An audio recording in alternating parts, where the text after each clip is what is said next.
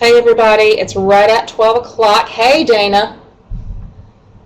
So if you are logged in, please just say hello, type your name, type whatever. Hi Bridget. Hi Sheila. Hi Kim.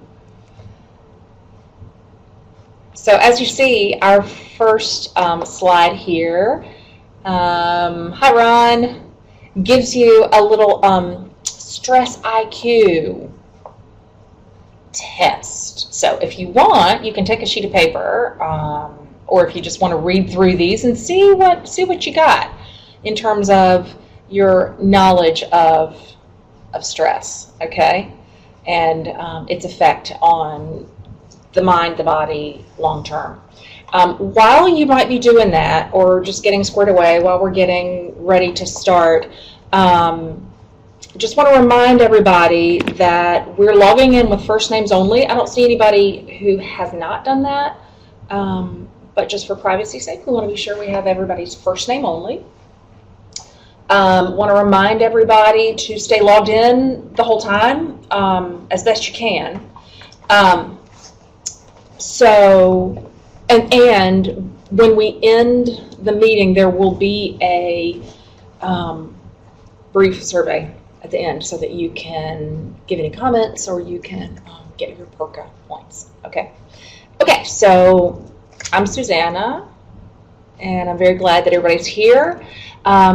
Is there anybody that's having trouble hearing me? If you are, just let me know. Type a response on the screen. Okay, so, okay, great, Sheila, thank you. So let's take a look at our IQ quiz. People react to stressors in their environment and in their relationships. True or false? Of course, the answers are at the bottom of the quiz. So, yes, Bridget, absolutely true. Brandy, yay! It's unanimous almost. Okay, so number 2. Let me back up. Obviously, today's topic is stress management. Okay. So, number 2, constant stress can decrease your blood pressure. True or false? Indeed, constant stress can increase blood pressure rather than decrease. That is false. Not even close. You're right, Kim. All right, number 3, stress overload can be traced back to home or to work. True or false? True, yes. Number 4, worrying about an event is never as stressful as actually experiencing that event. That's number 4. Correct, that's false. So actually worrying about an event, ruminating over it, Kim, no way, right? Worrying about it can be sometimes more stressful than the actual event itself. Stressful in the mind and in the thoughts, but also stressful in the body. So number 5, stress can decrease the body's ability to fight off illness. Yes, true, that is true. Stress can inhibit the body's ability to fight off illness. All right, so number 6, some level of stress is necessary. True, yeah. Some level of stress is actually necessary, or else we would just kind of, sit around kind of like blobs all the time. Not excited about life, not enthused to do something, not incentivized or encouraged. So, all right, number 7, stress can lead to organ failure. What do you think? True or false? Absolutely true. Think about, in the furthest end of the spectrum, the heart attack, kind of thing, the stress-induced heart attack. That's a dramatic example, but there you go. All right, number 8, chronic stress can cause people to have accidents.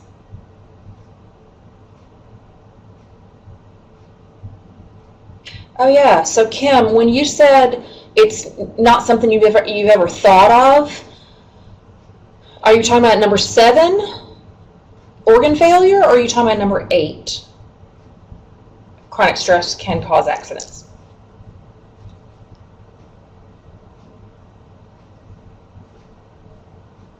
Well, either way, stress can lead to organ failure. Stress can also lead to accidents. Number 9, thinking of oneself as powerless can increase one's stress level. True or thought? Okay, false. Yeah, Kim, getting back to that. We don't really think of stress leading to organ failure, but when you think about that sort of almost stereotypical cardiac patient, yeah. All right.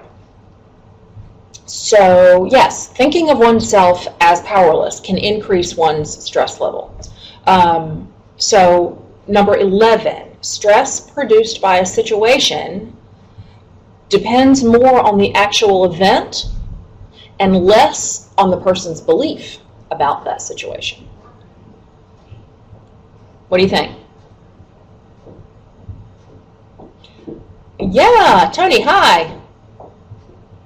Yeah, so the stress of a situation is very highly dependent upon our belief about that situation.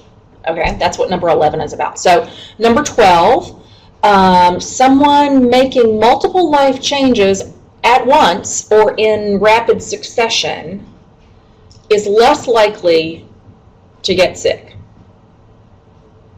False. Y'all are passionate about that one. Hi, Roseanne. Okay, you're correct. That is false. Making lots of changes all at once can kind of get us run down and causing us to be susceptible and vulnerable to illness. All right, number 13, high blood pressure can do damage with hardly any symptoms. True or false? True, yes. What was it? American Heart Association ad campaign several years ago. They called it the silent killer, right? So that's what that means. High blood pressure can do damage that we don't even realize is happening because we don't have sensation, necessarily in the blood vessels and so forth. All right, so number 14, stress creates improved functioning in a task. True or false? False for most, true for you, Tony? Okay. Sheila kind of teeters on wondering whether that's true or false. Yes and no. Depends on the level of stress, Dana. Okay, so what if we put it like this? Stress to a point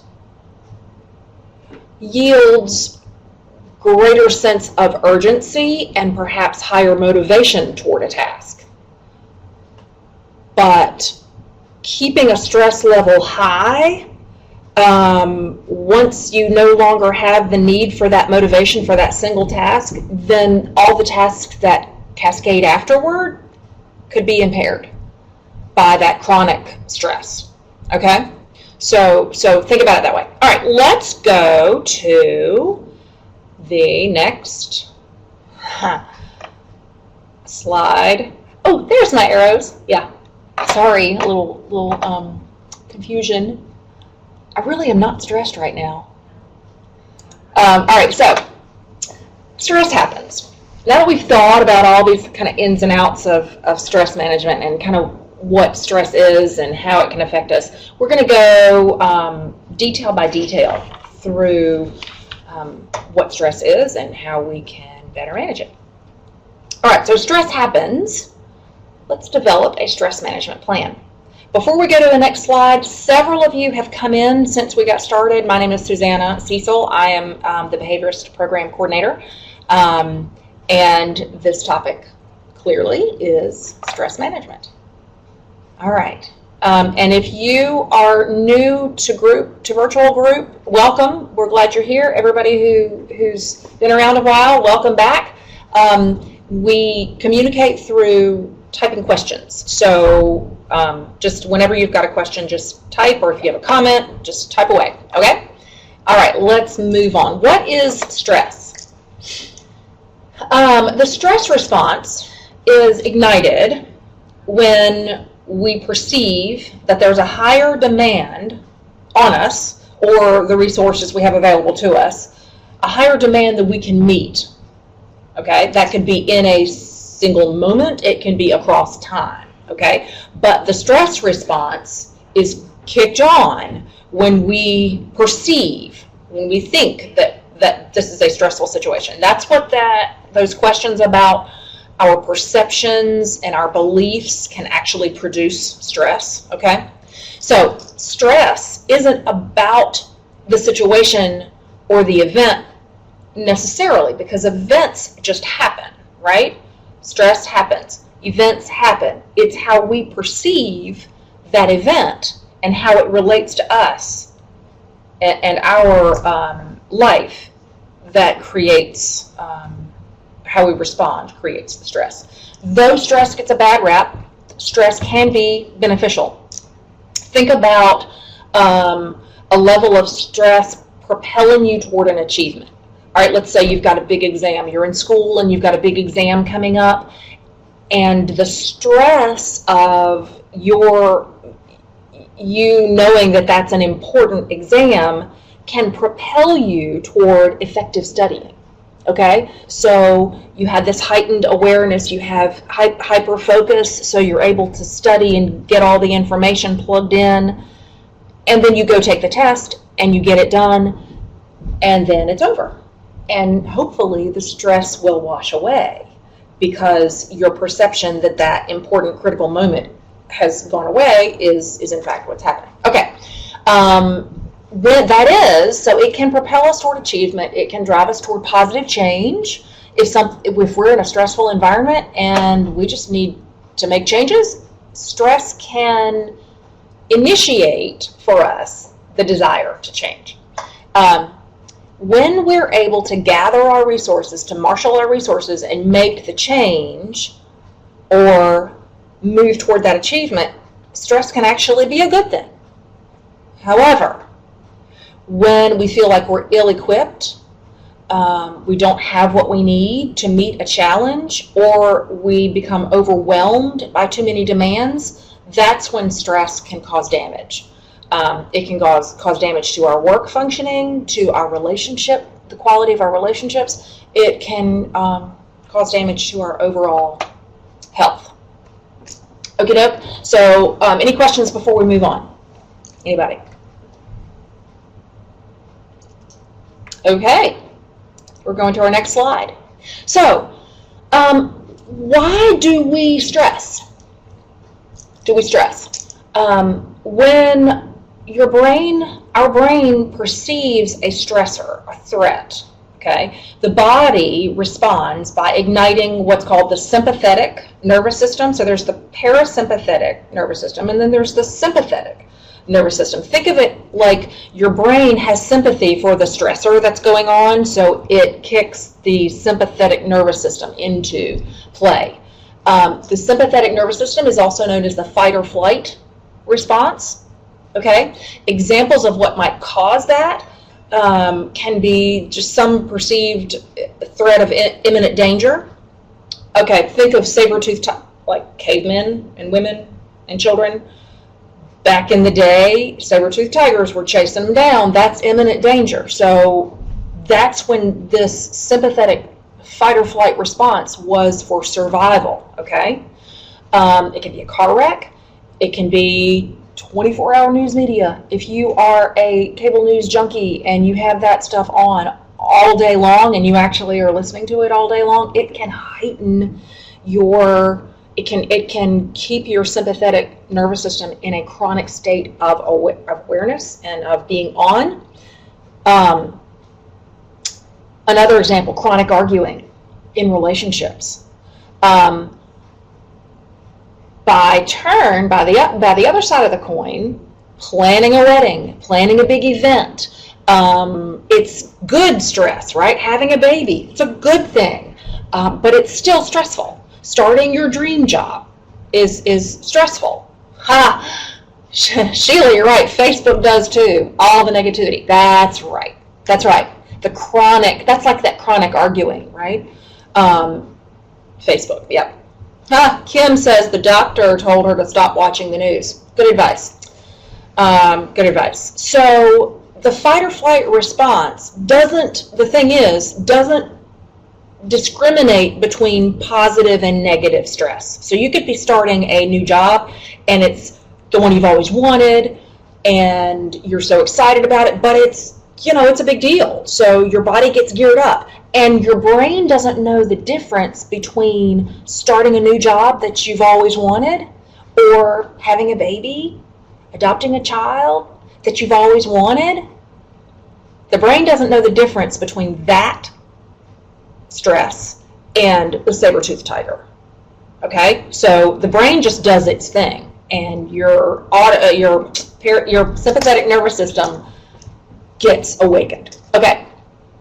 So what happens in the body or in the emotions when that sympathetic nervous system is at work? So it can show up as excitement. It can show up as butterflies. You're nervous, you're excited about something. It can show up as being on high alert, hypervigilant. Like if somebody were to open the door to this room, a hypervigilant person might startle and, scan the room for threats, what have you. It can show up as anxiety, distress, depression, overwhelm, irritability. And you see this little graphic of the brain. That's a brain from the side view. Stress can show up in all of those different ways that you see in that graphic. Okay, so our next slide shows us about the response in the body. Okay, so the physical response to stress shows up as increased heart rate or lower heart rate variability. Okay, and both of those are not a good thing over time. The physiology of stress response includes increased blood flow to the brain. It includes dilated pupils, okay? Increased breath rate, respiration rate, increased sweating, inhibited digestion, okay? So think about, so you hear people say, God, I've been so stressed out, my gut's just all tangled in knots. I'm just really have indigestion, or I'm just not right in my belly, okay? Think about if you have to run from that saber-toothed tiger, your body is not concerned about the food you just ate. Your body is concerned about being on high alert, blood flow to the brain, your heart racing because it's got to pump blood flow to those muscles so you can get the heck out of Dodge and get away from that saber-toothed tiger, right? So all of the blood flow moves away from the digestive system and into the peripheral parts of the body. So, any questions about that?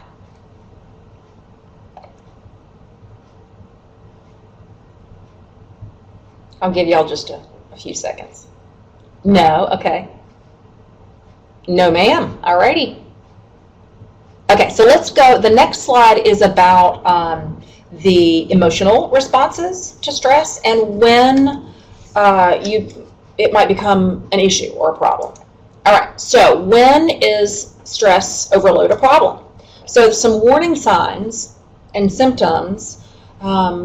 This particular graphic has it for us in 4 different categories. So cognitive warning signs: memory problems, inability to concentrate, poor judgment. Okay, think about that question about making mistakes when you're under stress, or what was it? What was it actually? More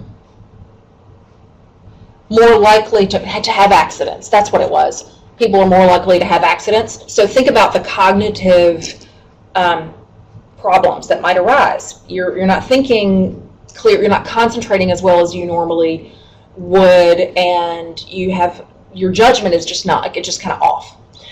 Seeing only the negative, anxious or racing thoughts, worrying, ruminating over negative things. Okay, so the emotional, so that's cognitive. That's like what's going on in your mind. The emotional warning signs about too much stress includes moodiness, irritability or short-temperedness, agitation, or just inability to let go, to relax, feeling overwhelmed, a sense of loneliness or isolation. So feeling like you're disconnected from people as an emotional response to stress. Depression or general unhappiness. Okay? So physical, we've already talked about the physiological, like the brain and what happens in the body. Oh, thanks, Tony. Yeah, very interesting. I think so too. The physical manifestations of stress overload include aches and pains that are just kind of, I just don't feel quite right, my shoulders, my back, constipation, diarrhea. So remember we talked about the blood flow leaving the center of the body and causing disruption in the GI tract? Well, there you go. Diarrhea, constipation. It's just not functioning properly. Chest pain, rapid heartbeat, loss of libido, no sex drive, just right? Okay, so behavioral, y'all keep I'm checking these, the comments down here out of the corner of my eye every few minutes, so y'all keep typing if you have a question. Behavioral signs that stress might be an issue include eating more than you normally do, or not having an appetite at all, just eating less, sleeping too much, sleeping too little. Isolating yourself from others, pulling away, just don't want to be around people, don't want the agitation, don't want to mess with it, procrastination, or simply neglecting responsibilities. Okay. Behavioral effects can include using alcohol, cigarettes, drugs, whether they're street drugs or prescription drugs, in ways that are not intended for use. So using substances, okay? Also, nervous habits. Think of the nail biter, right? That's just an obvious one. But pacing back and forth. If your brain is wired more toward kind of the obsessive compulsive kind of stuff, maybe you're doing more checking, more counting, more. Sheila, okay. More of those sorts of things. All right, let me look at Sheila's question. She asks, how do you differentiate between stress and diagnoses such as anxiety, panic attacks, and so on? That's a great question. So when something is stress related, then it can cause any of these different types of reactions in the mind, the emotions, the body, etc. When something is present, when a reaction like these are present over a period of time and are not going away, then you have to look more at possibly an anxiety disorder, a depressive disorder, that kind of thing. When you make efforts to manage the stress and it doesn't go away, okay? And we're going to talk about how to manage the stress, situational stress, in the next couple of slides. Sheila, does that answer your question? Okay, sure. Yeah, that's a great question. So, and particular diagnoses of anxiety, depression, panic attacks, those things are very specific. Diagnostic criteria are very specific, and they always include a distinct period of time. Okay? All right, so next slide. How do we handle stress? Any questions? I'm going to pop back to the other slide. Any questions about this before we move on?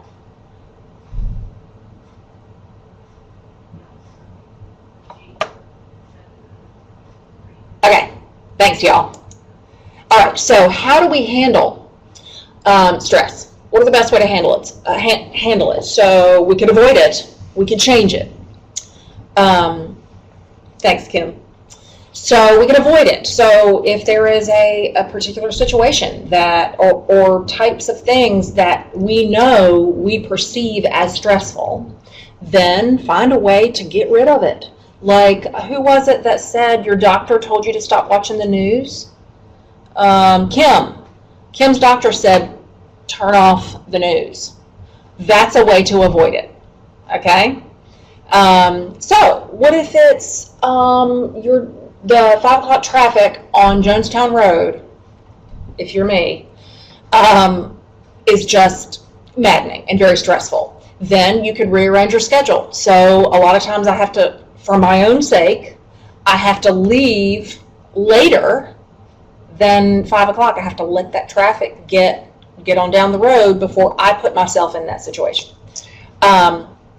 So find a way to eliminate stress. Make some rules for yourself. What can y'all think of in terms of making, quote, rules for yourself about what you're willing to do and willing to not do so that you minimize stress? Anybody got any ideas?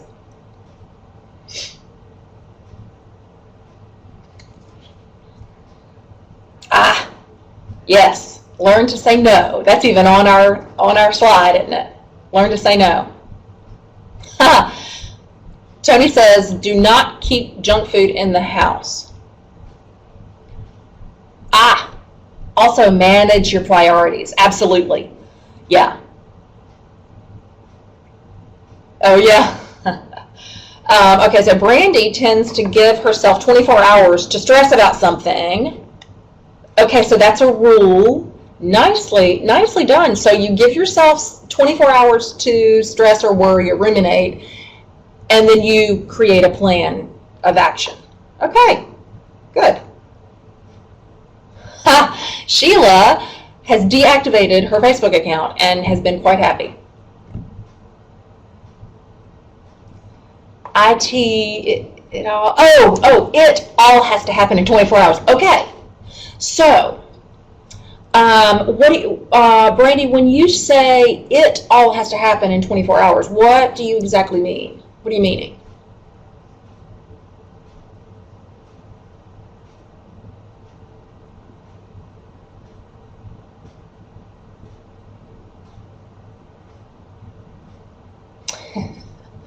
I have to stress, get over, and plan in 24 hours and no more. Okay, so I really like that idea, that time limited. I'm going to start here and I'm going to finish here, and by the time I finish, I'm going to have a plan. I like that idea of giving yourself a time limit. However, I hope that in your plan there is some flexibility for allowing yourself to feel feelings. Okay? Because trying to shove down feelings and avoid feelings is not the same thing as avoiding stress, okay? So if my suggestion would be to include in your plan of managing that stressful situation, include in your plan some ways to kind of deal with stress, and we'll get to that in a few minutes. So if you can't avoid the stressors, then find a way to change them. So change the environment. I think somebody already mentioned prioritizing. So I think managing our time better counts for that. So rearranging priorities, and this is how we change things. You rearrange priorities, you can manage time better. Okay? We also can change things by asking someone else to adjust their behavior. That's a tricky one. Anybody see how that could be tricky? Asking someone else to adjust their behavior?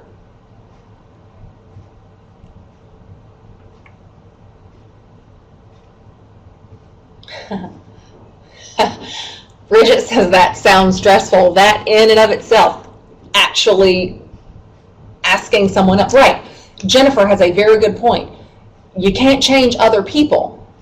So let's use a very benign, we have control over others. You can't change it. Okay, so yeah. So I'm seeing your comments. I'm getting my thought kind of wrapped up into yours. So correct. We can't change other people. I see. Tony says she meant no control over other people. Indeed, you are absolutely correct. So let's use a very small example. I have 3 kids. 20, 18, and 14. They leave their stuff all over the house all the time. So this is just an example of asking someone else to adjust their behavior. And true, I am their mother. I have authority, or at least I think I have authority. I claim it anyway. But their behavior of just coming in and tossing their flip-flops and their book bags and this and that and the other all over the place is stressful to me. So, whereas I can't control them, I can't control their behavior, I can ask for what I need. I identify that this throwing their stuff everywhere or even laying it down neatly when it piles up, that's stressful to me. So I have the right to ask them to change their behavior. Do y'all see what I mean? There's a difference between trying to control someone else and what they do and asking for what you need from them. Do y'all see the difference? Just wave at me. Let me know. Okay, so you can see. Okay, cool. All right, so asking someone to adjust their behavior. But that also, as Bridget said, thanks, that also can be, it can be tricky because it means maybe that you have to assert yourself, which is why the next one on the list is about communicating your thoughts and feelings. It's very important to be able to, especially in the relationship stress stuff that we talked about several slides ago, relationship stress can be changed when you are able to articulate your thoughts and your feelings to that person. So, but that gets a little deep, right? Okay, so another thing you can do is change your thinking. So maybe a stressful situation, say you get laid off at work, it happens. Initially, we might perceive that as quite a negative situation. Maybe we need to change our thinking. Maybe we need to consider the other alternatives. Maybe it's an opportunity for growth, okay? An opportunity to make changes in our work life, our emotional life, that kind of thing. Also changing, in order to change our thinking, maybe we need to bounce some ideas off somebody that we know will listen. Maybe a counselor, maybe your behaviorist, maybe a close friend, maybe a work colleague whose judgment you trust, okay? And the other thing is, on our slide, is to make time to just do something fun, all right? That's how we can handle stress. Okay, so managing stress in the body. And this is kind of where we get to stuff that I really like in terms of exercise and movement and meditation and yoga.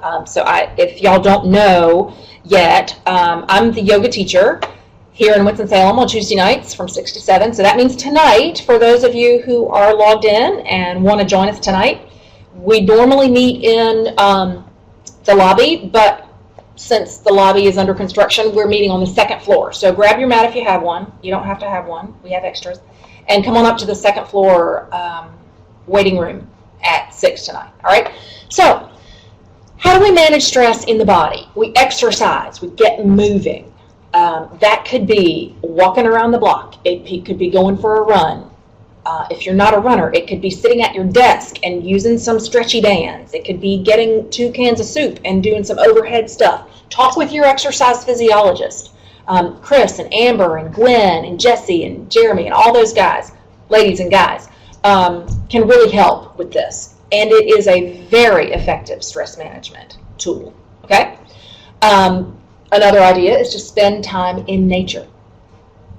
Go for a hike. Sit in your backyard and blow bubbles. You know, just spend some time outside in fresh air, get some vitamin D, get some sun. All right? Participate in things you enjoy. Do things you like, things that are pleasurable to you. Stay positive and stay connected with other people. See, all of these stress management techniques or tools are very specifically aimed at counteracting those things that we were talking about in our quiz, right? And in the way that stress affects the body and the mind. The last one we have here is learning to meditate. Now that can sound like a big, huge concept to tackle, but there are two basic things to meditation. Two basic things, and they're listed right here. Two basic steps to elicit the relaxation response in the body and in the brain. Number one is to have a focusing tool. It can be you close your eyes and you imagine the letter S. You just trace with your mind the letter S. Or it could be the infinity symbol. It could be a 0. It could be a square. You have some kind of focusing tool. It could be watching your breathing, observing your breathing, repeating a word, a phrase. It could be a little prayer that is especially meaningful to you and calming to your spirit. Or just some soothing image, a tree or ocean wave. You get the point. Number one, having a mental focusing tool. Number two, a quiet and aware, non-judging attitude. And then when you notice that your thoughts are traipsing away, just gently direct your mind back to your focal point. All right? So that's all there is to meditation. Really, that's it. You don't have to chant whatever comes up in your mind that you think meditation is. There's none of that. These two things. Any questions before we move on? Because we got some details coming up.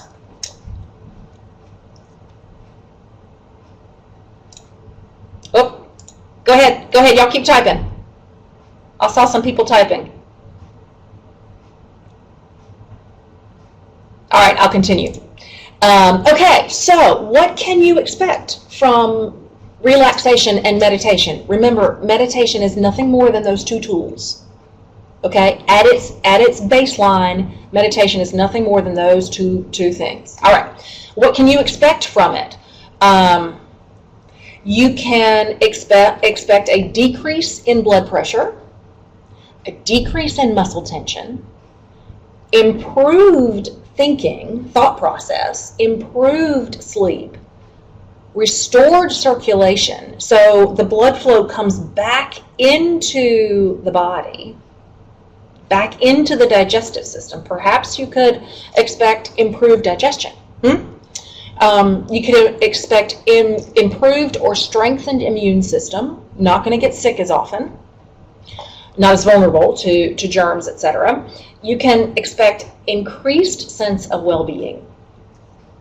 So think of if the stress response is the sympathetic nervous system, which renders the fight or flight response, then the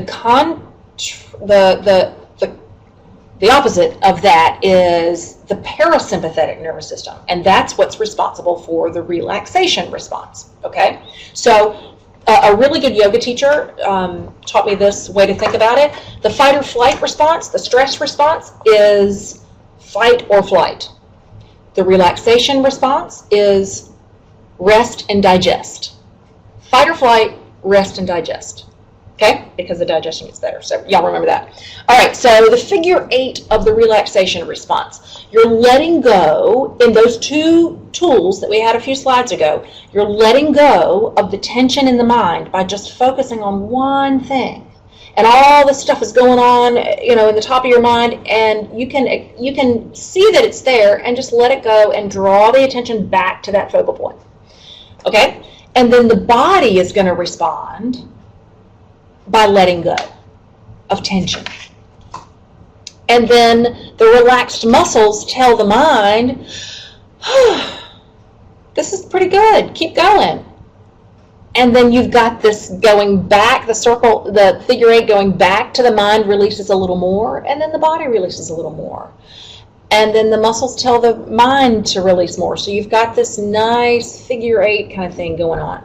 All right? Any questions?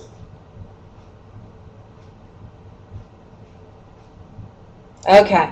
Next slide. So if you want to get a little more detailed than just those two basic things, yeah, thanks, Tony. I think so too. Good information. I've learned so much, and there's a whole lot more to learn, but here we go. So Meditation 101.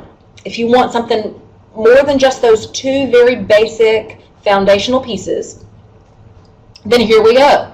Basic steps to elicit the relaxation response, the rest and digest, okay? The figure 8 that we were just talking about. So you have a focus word. Like we said, it could be a word, an image, a prayer. It could even be something that you look at, like a focus object, okay? Sit quietly in a comfortable, yay, Kim! Sit quietly in a comfortable position. Close your eyes, unless you have a visual focal point that you're using. And then relax. Allow the tension to drain from the body. And then breathe slowly, naturally. And then repeat the focus word. So meditation can come in many, many different forms. Right now in our culture, in our popular culture anyway, kind of the yoga, kind of the Buddhist tradition is very in right now, but there are meditation practices from all different traditions. There is contemplative prayer from a more Judeo-Christian tradition, and that involves a sacred word. Number 5 tells us that could look like an uplifting mantra. Okay, so this is not about certainly not about a religion. It's about a practice, and it's doable from whatever angle you're coming from in your spiritual life. Okay, so we just want to make that very clear. Okay, so number 6, assume a passive attitude. Passive meaning expectant. All right. Number 7, continue for 10 to 20 minutes. Now, I will say, in my opinion, 10 to 20 minutes is a long time for a beginning meditator. My suggestion is 5 minutes. If you've never practiced this before, 5 minutes is plenty long when you're first starting out. Okay? So also, it's important to practice daily. Okay? But maybe you're a beginning meditator and you want to practice every other day for 5 minutes. Fine. Okay? Just you start where you start. All right? And there's always somewhere to go.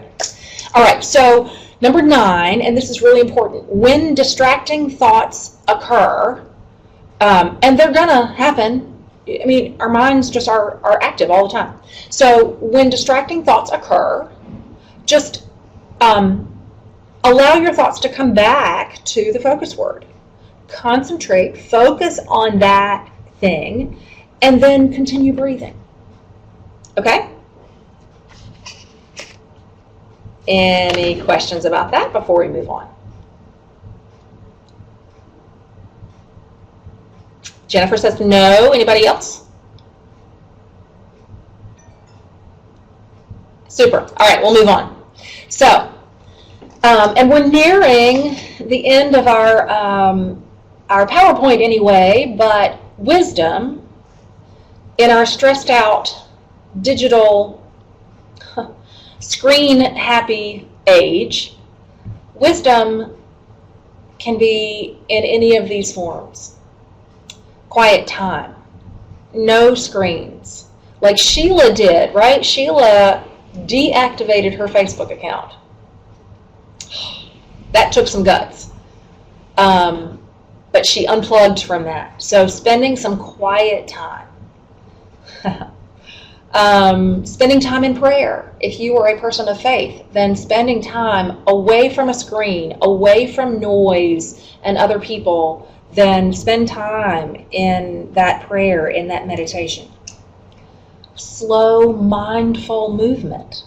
Just move the body. Get the body moving slowly. Tai Chi, I don't know Tai Chi, so I'm just moving my arms around, which looks silly, but if you do Tai Chi, or you know somebody who can teach you some of the moves, it is a beautiful, meditative, wonderful way to move the body and get stress relief. Of course, I'm going to say yoga. It's my personal favorite. Again, you're invited tonight, 6 o'clock. Or if you're in Greensboro, 5 o'clock on Thursdays. Okay? Gwen does a class over there right before group.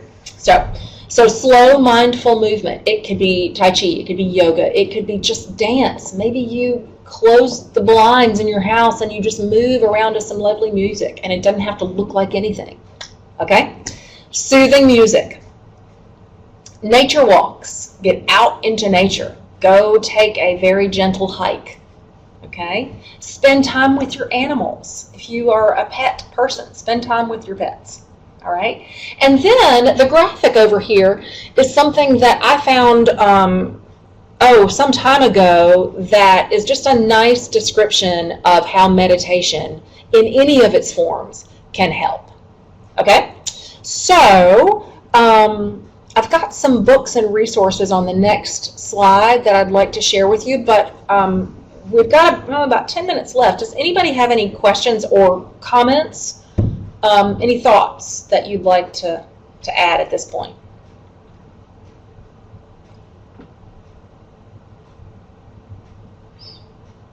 Are there ways that this presentation has not mentioned that might be useful to the other folks in the group today? Because this is certainly not an exhaustive list of practices.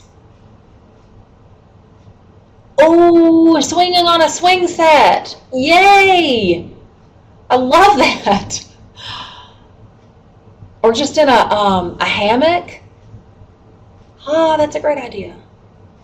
Any opportunity for an earlier class, yoga class? We haven't had feedback asking for that, Dana, but we certainly could consider it, okay? She's asking for an earlier yoga class. We can certainly consider it. Thanks for that feedback. Okay, so Kim, 5 to 6, all right. Watching silly shows on TV, that can definitely be a stress relief because it's just mindless, right? You don't have to consider and think about and all that. Now, I will say, it's not the same thing as meditation, okay? Watching TV is not, because it engages your mind and it draws you out and it really kind of gives you visual, like changing stimuli. It's not the same thing as meditation, but absolutely it can be just blowing off steam, okay? Mindless TV, right? So it can be relaxing, but it's not the same thing as meditation. But it absolutely can help, you're right. Thanks, y'all. All right, let's go to the last slide, and in no particular order, I've listed just some of the resources that I use personally, and I've read these books. Well, I haven't read the Nature Fix or the Nature Principle, but they were recommended to me very recently. But these are just off the top of my head. Roseanne, the Hallmark Channel. Yes. Mindless TV. It's always a happy ending, right? Oh, I love it. Thanks, y'all. All right, so books and resources in no particular order. There's one that has a particularly catchy title. It's a little more detailed, but it's called Why Zebras Don't Get Ulcers. And if you think about it, zebras, animals, they have excellent fight or flight responses, right? So here comes the lion, and the lion scares the zebra, and it takes off, and then it relaxes again. We don't do that. We stay heightened, okay? All All right, so the Relaxation Revolution is especially good by Herbert Benson, Benson and Proctor. But I will say that the folks who wrote the Relaxation Revolution are the people who, back in the 1970s, coined the term relaxation response. Okay, so, and they have been the Benson Henry Institute. You can Google them. They have been studying the relaxation response since the 1970s. So they've got a great website. They're out of somewhere in the Northeast. I want to say Massachusetts, but anyway, it's a great book. And then there's the classic meditation book, Wherever You Go, There You Are, by John Kabat-Zinn. Excuse me. If you're into yoga and you want a yoga for a specific purpose, then Yoga for Depression by Amy Weintraub. Very good. Again, then the Nature Fix is all about how nature can truly help change body chemistry and brain functioning. The Nature Principle. And then there's some really good apps that we behaviorists routinely share with people. One of them is Headspace, and they're free. These are free apps. So Headspace is a guided meditation, and they take you from the very most basic level of meditation practices on up to much more specific and detailed, but they guide you through. So you don't have to like be ready for it. You can just plug in. So Headspace. Virtual Hope Box is another app that was created by the Veterans Administration, and it's got for vets coming back from overseas, and it's got several different categories of relaxation types of things. So meditation for sure, games and puzzles for sure. People who find those kinds of things relaxing.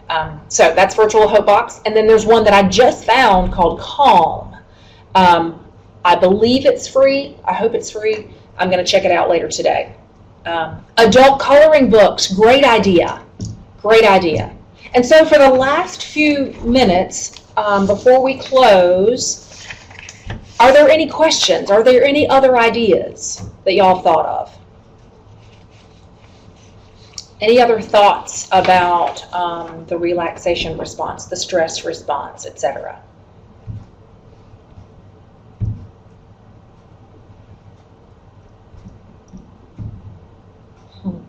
Thanks, Bridget.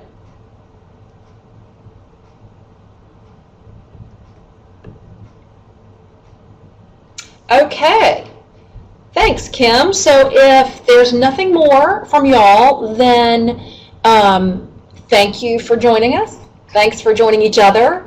Remember that we have any of this stuff you can certainly talk to your behaviorist about at your next appointment.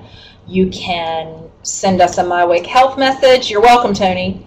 You're welcome, Sheila. And we can communicate that way. You're welcome again to come to yoga tonight in the Winston-Salem office. You're welcome, Ricky, from 6 to 7, or you can join Gwen or Jesse in the Greensboro office on Thursdays at 5. It's a 5 to 5:30, and then you can stay for group starting at 5:30. So just let us know how we can help you further. Be sure, now that we're ending, be sure you hang on. After I end the meeting, there will be a little survey that you can fill out to log your attendance and to get your Porker points, okay? All right, everybody. Very nicely done. Thanks for all your feedback. Thanks for your great questions and your great ideas, and we will see you next time. You're welcome. Bye, everybody.